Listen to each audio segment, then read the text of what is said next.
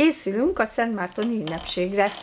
Mehet. Vágtat, Szentmárton, hazafelé vágtat az úton.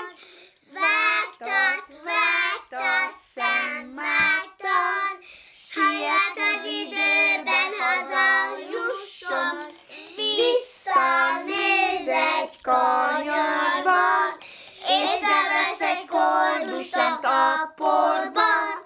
Megállítja a lovát, ketté vágja kardjával kabátját, betakarja a szegényt, de nem várja meg a köszönetét. Felpattan a lovára, már is indul tovább az útjára. Álmában egy állíben, megszólal egy hang hozzá egy képen.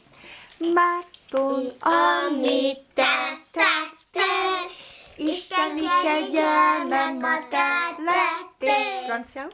Trotte, Szentmárton, avancez galope sur le grand chemin.